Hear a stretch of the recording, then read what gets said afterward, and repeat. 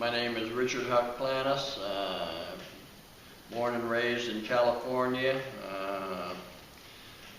I got a friend of mine introduced me to the martial arts right out of high school. I was a musician at the time, guitar player, and I thought you had to, make useless meat hooks out of your hands, breaking bricks and boards like a lot of people think of the art. But a friend of mine, we were driving downtown Fresno one day, and we passed a karate school, the only school I knew about, which was Bob Halliburton's old Shotokan school. And I'd never seen another one, and he said, I'm going to start taking karate. I said, go ahead, I'm not going to mess up my hands, and where I can't play the guitar and all this stuff.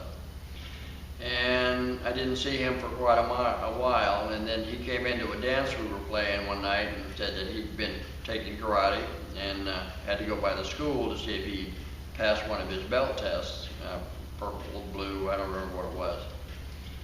And he wanted to know if I wanted to go with him. I said, yeah, I'll go down. So we went down there, and we passed the school I knew about, Halliburton's Shotokan school. I said, I thought we were going there. He says, no, we're going to another school. I didn't know there was another school. It happened to be Steve Labonte's Kenpo school. So we went in, and I saw a bunch of my musician friends in there from other bands that I knew, and I said, oh, you guys were doing this karate stuff? And he said, yeah. He said, do you have to mess up your hand? I said, oh, no, no problem.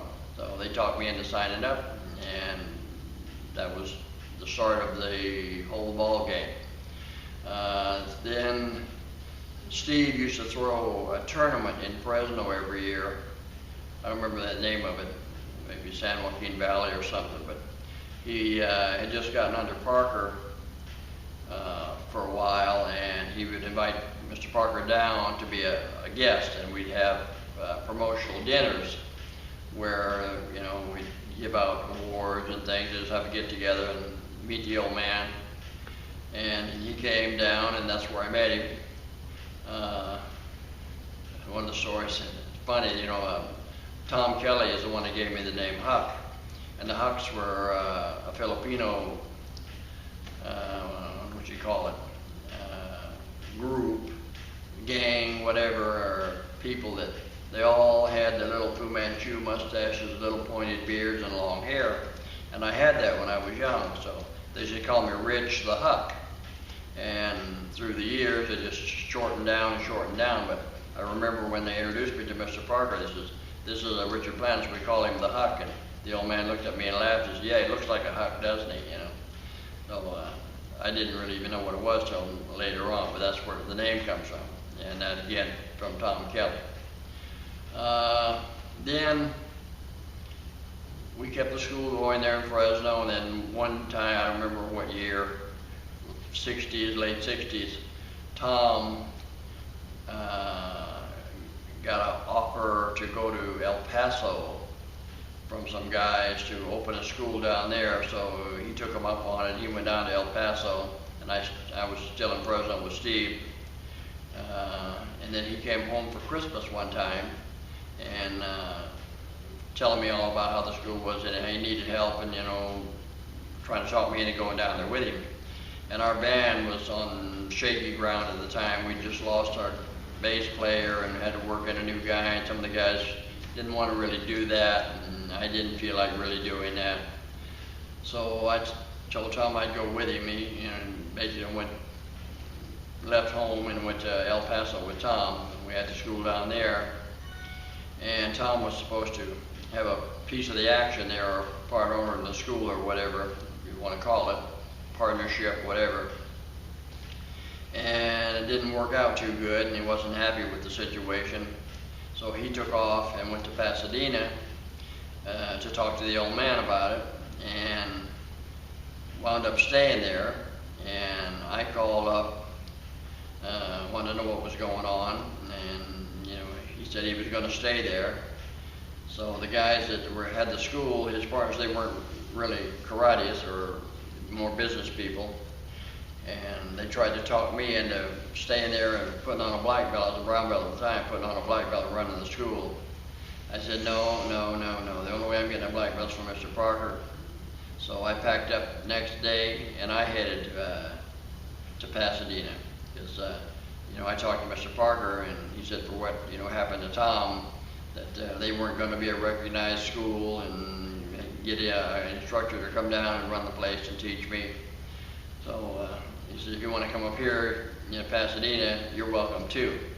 So that's when I said, yes sir, I'm on the way. So I left El Paso at 3 o'clock in the morning, pulled into the parking lot of the Pasadena school at 3 o'clock in the afternoon, just flying low, just stopped for gas. And when I got there, the old man came in and we talked about what was going on. He said, well, if you want a job here, you can have it. I said, well, I don't have anything else to do, so that'd be good. He says, okay, get out there and teach a class. I said, what? I don't know this stuff. He says, don't worry about it. He says, you just teach them, and then I'll come in and teach you. And so he started coming in, and teaching me, basically privately, going through the stuff and showing me what was going on and how the system, we're putting together the new system. He had the orange belt basically done. That was it.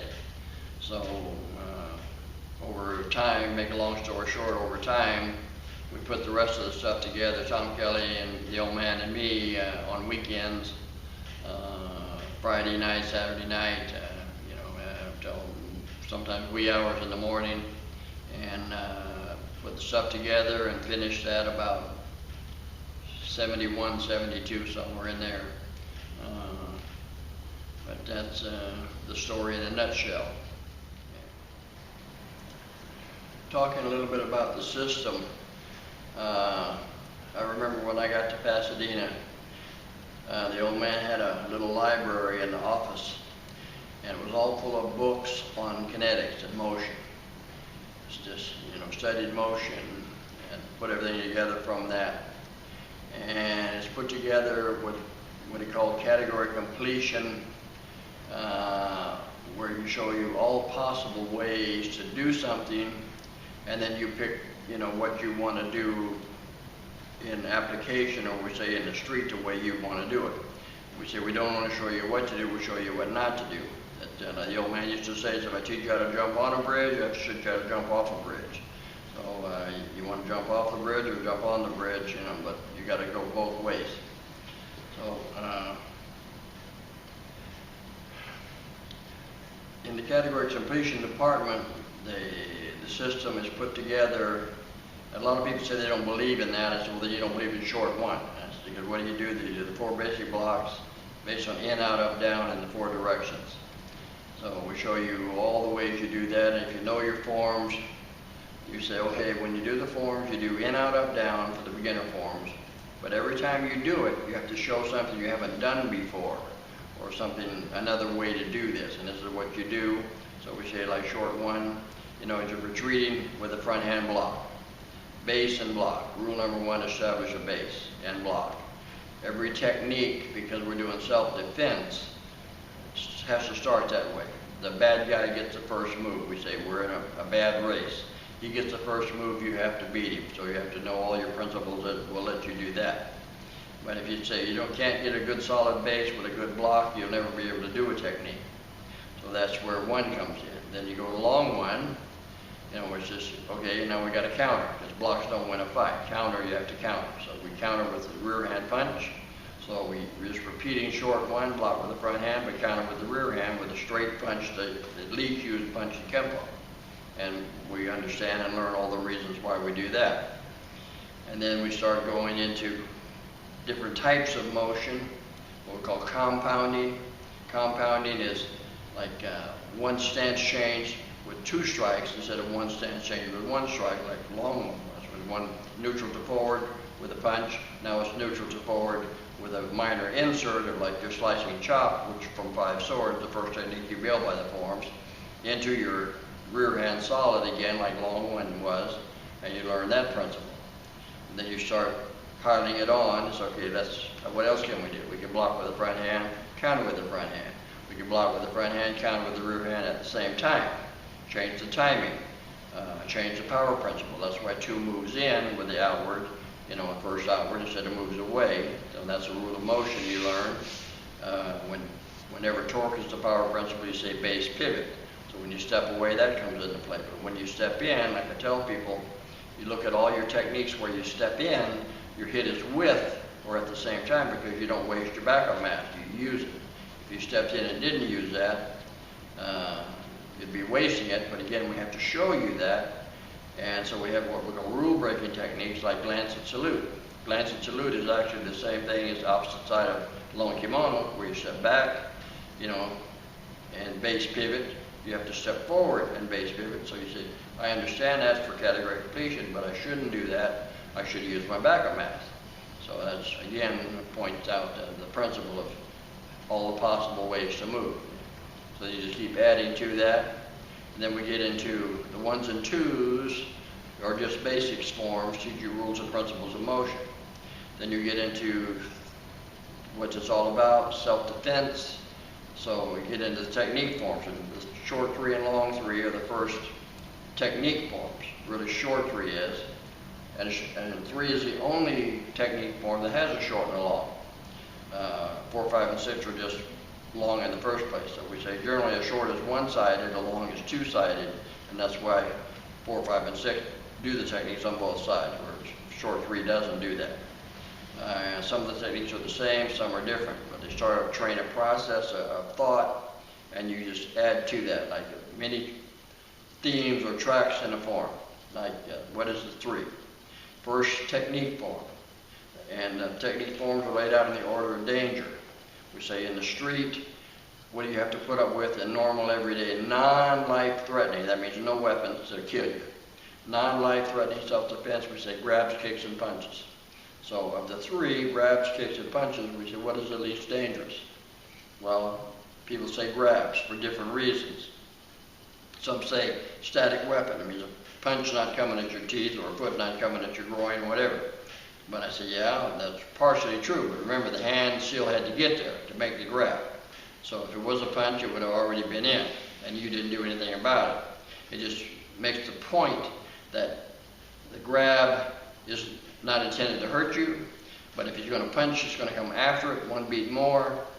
Like a punch coming, the blink of an eye, we say, read time, decision time, just what you're going to do about it. The guy grabs, and then he goes to hit you. You have two blinks of an eye to decide what you're going to do about it. So it gives you the most decision time. That's why grabs come first. And then after that, 4, the longest form by far, your kicks and punches in all different combinations. We say realistic and non-realistic, but just for that reason. And it covers the kicks and punches. So you got the grabs, kicks, and punches in 3 and 4. And then 5 is a short form, shorter form, which is strictly the study of takedowns. And then 6 goes to the last form. Your life's on the line now. There's a weapon that's going to kill you. Then you go into that, and you have to be very good for that. So this is how it's laid out, and showing you again all the possible combinations in category completions, how to do this. Some are out of order for reasons, and when you know the order is, oh, this is in a weird place, this shouldn't be here. That's for a reason to make you think. So a lot of people don't even realize it, like the 2 left-handed techniques in short 3. I ask people that, you know there's 2 left-handed. Oh, which one? What is that? Oh, let me think. And then, you know, well, you should know that in the first place. When you learned it, you should know that. So when that changes, there's a reason for it. Okay. Everything we say has a reason. We don't wiggle our little finger in Kenpo without knowing what or how come. Okay. So that's just a little something about that system and the way it's laid out. To add a little something to what we're doing, most of the guys after Mr. Parker died created a patch of their own for whatever reasons, many different ones. I made one, and this was the original patch that I came up with. I was no artist, so it's not very good, but and the colors aren't all there. But and again, like a lot of the people, like, you know, blacked out the inside for Mr. Parker being gone. Put in changed the K to red, but everything else was gold. And again, I don't remember if this was for the cost or whatever for the colors. I don't remember, but I changed it later. but I added the Filipino weapons because of my heritage of being half Filipino and also studying the Filipino art.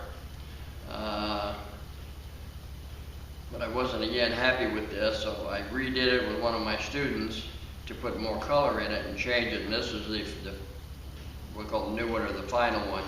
It's basically the same thing, but to put an explanation to it, I changed the K to red and the circle to red from green to gold original to symbolize the blood flow or the blood vein or the circulation, the blood line of being Filipino. And the K, I say, stands for Kali and Kenpo. Added the weapons. If you know on what we call the Parker patch, the long lines are the 612 and the 39. Well, even in Kenpo, we don't use those lines as much as we use the zoning in the corners. So I changed the long line to the zoning line, the zone of sanctuary, the lines we use the most. And I left the puñal, the Filipino dagger, it doesn't close the triangle. I left an opening on both ends. So it was open like all of these, they're called open-ended triangles. This is the symbolism of letting knowledge come in from any place or direction. Then just in the last few years, I decided to make a necklace out of it. And it was about 3 years into designing. It's the same one, but we weren't happy with the background. The background was plain and nothing would stand out.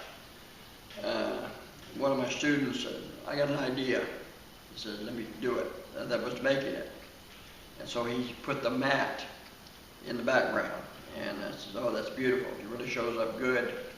And it adds another symbolism of the mat where you learn the art, sweat on the mat. Like, I don't have an association. A lot of people I know don't have associations, but all you say is, like Danny and Santo, just, I'm under Dan or with Dan, that's good enough for anybody, I said, my dues are sweat. I said, you pay your dues with sweat. A lot of people don't like that. People want to pay with money and get rank with money and everything else. I said, no, I don't sell rank, I sell lessons. I said, you get the rank from proving you learned what you're supposed to learn on the mat, and it shows. So that's what I do for my lineage, and I'll pass on to all my students.